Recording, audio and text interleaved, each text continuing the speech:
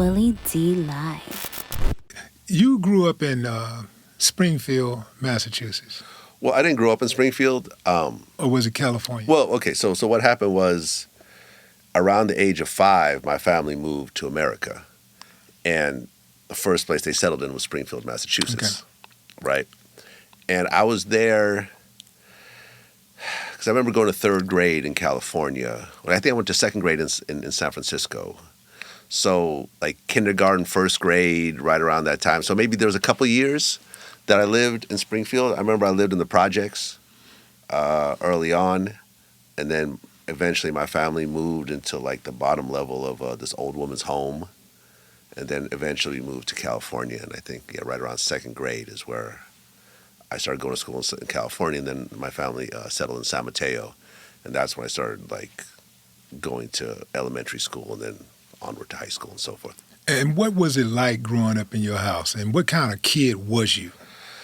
I was an only child, and you was getting into stuff. What do you mean? Were you getting into stuff? A lot of things. I mean, I got arrested as a kid. For what?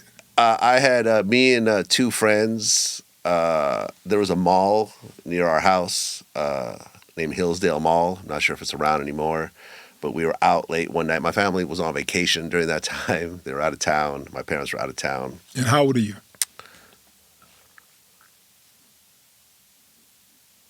Maybe 14? About that time? Yeah, about Yeah, that age, about 14? Yeah. Me and 2 friends were riding around on our bikes around Hillsdale Mall after it was closed at night. And we found a way into the mall. One of the side doors was open. So we took like a kryptonite lock. Remember those things? And we locked our bikes together and threw them in the bushes. And we all went into the mall. And there was no security guards around, at least where we were. So we went in, and there was this candy store, and we took like some cases of candy. I remember like the gummy Coke bottles. You know, I remember that was one of the candies that we took. And we took a couple cases of it, and we ran outside with it. And I was by myself, and the 2 other friends said, we're going to go back in and get some more. And I said, well, I'm cool with that. I'm just going to stay outside, right? Y'all on your own. I go to get the locks, and I'd lost the key to the lock that held the bikes together, right? Just, you know.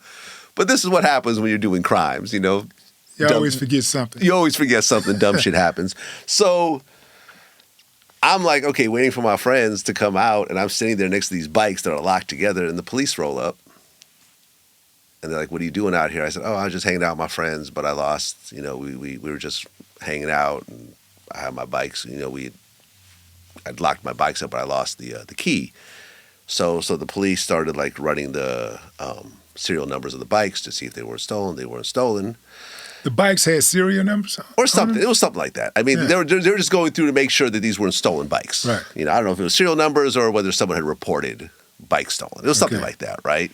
Okay, so I'm out here by myself with a police car and these 3 bikes that are clamped together. And the police was like, okay, well, the bikes are cool. Well, you know, let's help you maybe find the key. Now, the candy was stashed nearby, right? So as they're looking for the key... The other guys come out of the door. Well, no. The police find the cases of candy. Okay. And then they call the mall security, and the 2 guys that went in got caught and arrested already. The police put all the stories together, and they realized what had just happened. We all get arrested. My family gets a call while they're on vacation. They have to come back and so forth. And ultimately, I end up getting a community service for it. I mean, they got the candy back. You know, I don't know. It was like maybe $50, $80 worth of candy. And me and the other 2 guys had to do community service. And that was pretty much the end of my relationship with those 2 guys anyways. You know, after that, we never really spoke again. And, you know, when I got to 18, I got my record expunged. So I got that off my record. And, you know, and I realized how stupid that was. I realized I'm not a good criminal. You know, this is not something I wanted to pursue later in life. Did you get a whipping? My parents didn't really hit me like that. You didn't get whippings? Maybe as a kid. You know, I was like 5 or something, but Eventually, my parents. Oh, yeah, something like that. My house, that would have been a fantastic ass whooping. Yeah, man. Yeah, that would have been one for the record books. I mean, I think the problem, and this is why I felt like I wasn't as close with my family, my parents, as much as I wish I was, is that there was just such a huge cultural divide between us. They were Russians coming from Russia. My dad was, I think, 11 years older than my mom. So he was like,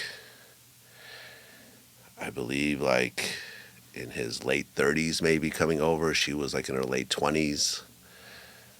Imagine being in your 20s or 30s and suddenly being thrown into a whole other country with a whole different language, a whole different culture. Like if we put you in China right now, you'd probably go and try to find some Americans and try to hold on to your own culture as opposed to really engulfing yourself into Chinese culture. And that's ultimately what happened. I grew up as a child, as a 5-year-old. Although Russian was my first language, I learned English very quickly. I didn't have an accent. Like when you hear me talk, can you hear an accent? No. Yeah, see, I never really have an accent. My dad had a very thick accent. My mom had an accent as well. And they really just associated with other Russians. My mom had Russian friends. My dad didn't really have a lot of friends. Did y'all live in a Russian community? No.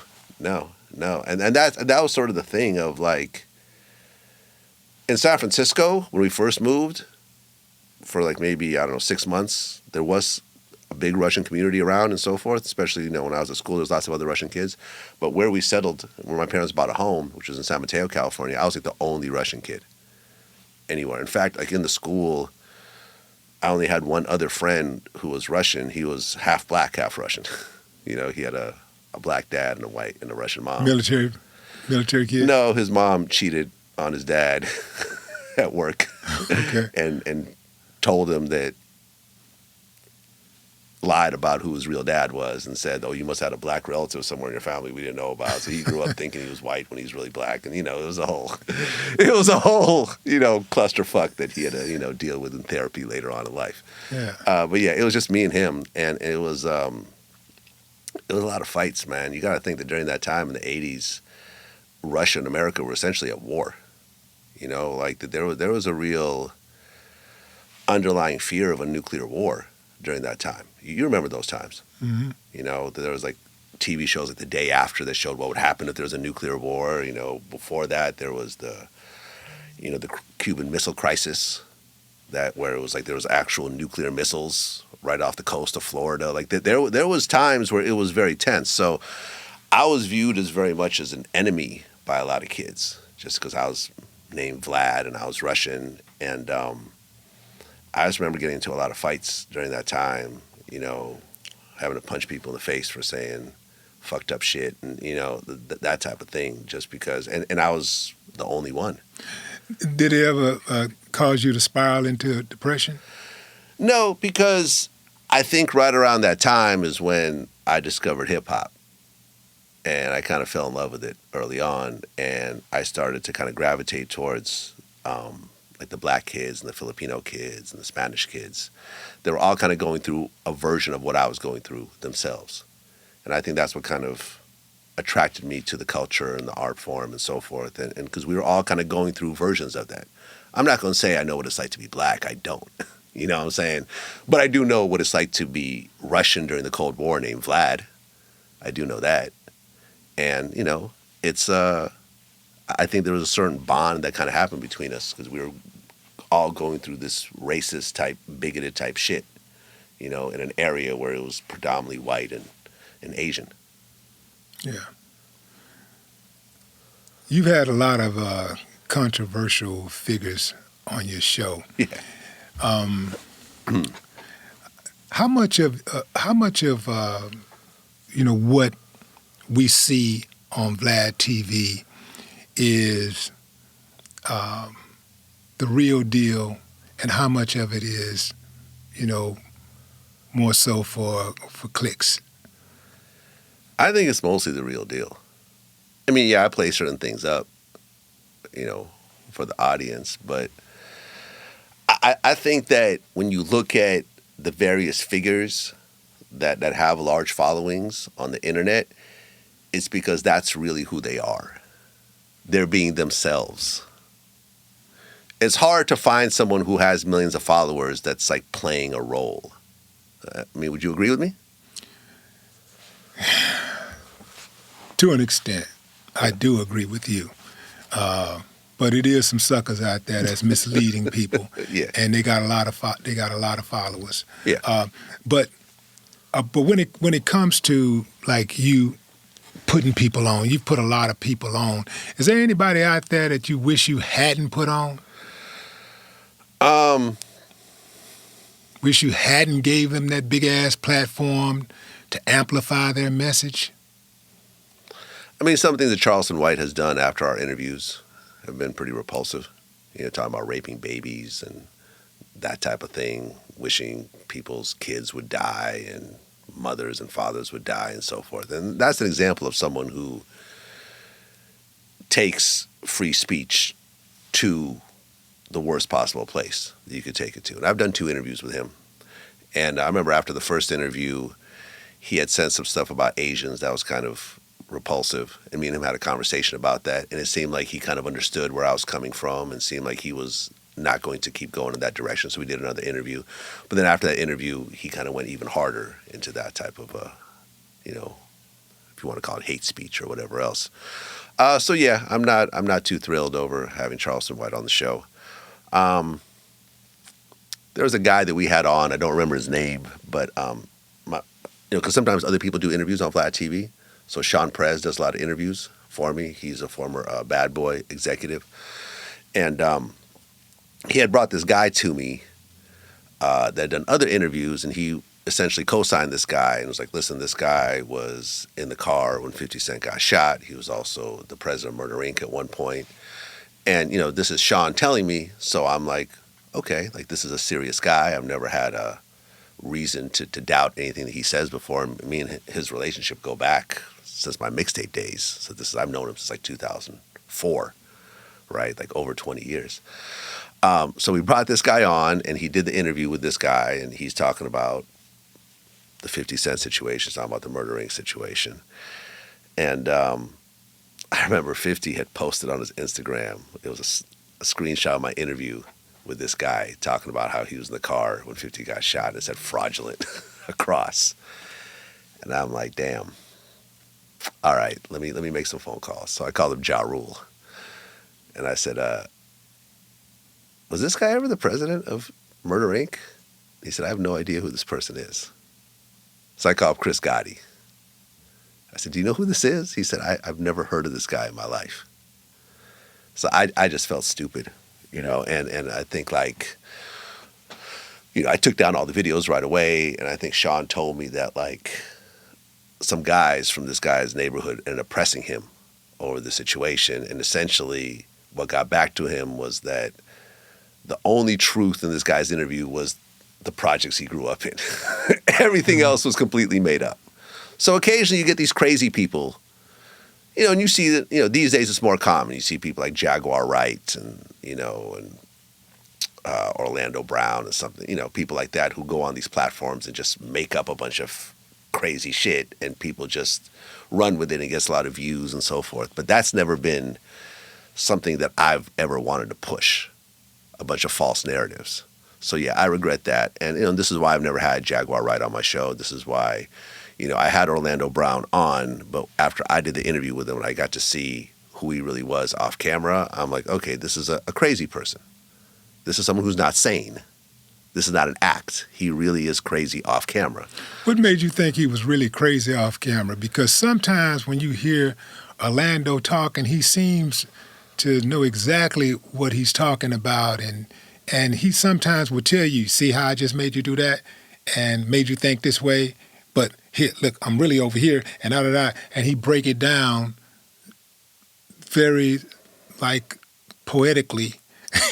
But he knows, it's like he's very articulate the way that he breaks things down. Well, so how sure can you be that he's actually, you know, mentally off? Well, being crazy doesn't mean you're dumb.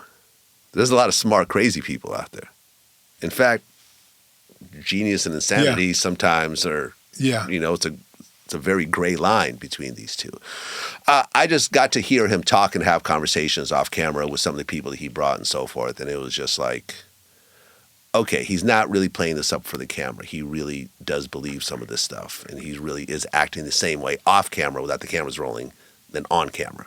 You know, so I'm like, okay. And it's not like the stuff that he says has ever been validated by anybody. You wanted to be a music producer more than you wanted to be a DJ, is that right? Well, at one point. Well, sort of. So I grew up, you know, like my mom is musical, right? I think, like she could play, like I could play her a song and she could replay it on a piano, something I could never do. But you know, in school, I played various instruments. I played the saxophone, the clarinet, a little bit of piano, and so forth. When I got to college, to UC Berkeley, I started. You was in computer science? I was in computer science. Yeah. But this was the first time. You got to understand that growing up in San Mateo in the suburbs, you're not around rappers at all. I never met a rapper until I went to Berkeley, and then I got to see like Souls of Mischief and Dell hanging out on the block on Telegraph Ave, and suddenly it was like this hip hop thing finally seemed real to me. I could actually talk to the people and shake hands with them and work with them, and there was like this whole underground hip hop scene, with various rappers. Like All the King's Horses and just a bunch of, people like the Grouch. And I'm forgetting some of the names during that time, but I was starting to get to know some of these people. And I started, I bought a drum machine. I bought a sampler. I started making beats. I bought an MPC 60. And I started doing demos and everything else with people. And that kind of continued for a number of years, but it didn't really go anywhere. I did like one demo. It didn't go anywhere. Got a little bit of local radio play. It wasn't progressing. And as time went on, I just had to admit to myself that I'm just not as musically talented as a Dr. Dre or a DJ Premier. You know? And how difficult was it for you to reinvent yourself? Like, because oftentimes when we have a talent that we feel that we can really do, we can be pushing and nothing's popping.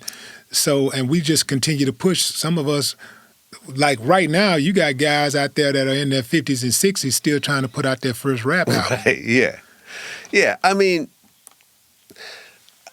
with me, I never wanted to be mid-level in anything I did, right? So I knew that if I kept staying with these hip-hop beats and kept pushing, I might get a placement here and there. I might work with some artists and maybe get a little something. But I had to be honest with myself and say, listen, like, I'm listening to this DJ Premier beat, and I can't do this. I don't have that ear for him to find that sample and put it together in the way you know what I'm saying? Like, I just had to be honest with myself. And I was like, I'm just wasting a lot of my time here. I'm in my bedroom working on these beats for hours and hours and hours, and it's not accomplishing anything. I play it for a few of my friends, and I work with these rappers who aren't progressing either. So I had to just admit to myself that this is not going anywhere. And around that time, I had a house party. I had gotten a new apartment in the East Bay in Emeryville, and I had this big house party, and a DJ came over, DJ Poison, and he left his turntables. He was going to pick them up the next day. So after everyone left, I just jumped on the turntables and I started messing around, and I'm like, oh, this is kind of easy for me, because I'd been working on beats for so long and I knew how song structure worked. I said, oh, okay, well, this actually I could do. I remember I made a mixtape the first day. I literally pressed record and in real time was able to beat match and everything else like that. And I said, okay, well, maybe this is it. Maybe this is going to be the thing that I could really excel at. And ultimately, that led to the Tupac Rap Phenomenon mixtape, which was mixtape of the year, and the Rock Phenomenon mixtape with Rock Raider, which was mashup of the year, and so forth. And that really, it was like those mixtapes, you know, seeing them on MTV, seeing them in Double XL, like meeting other DJs that were like, oh, yo, I love that mixtape. You know what I mean? Like, it was like, oh, okay, now I'm actually part of hip hop doing this. Not doing beats, but doing mixtapes. I'm actually part of it. And that was like the greatest feeling ever at the time. To go from just being a fan of hip hop to being part of the creative process of it all. That was like the greatest feeling ever.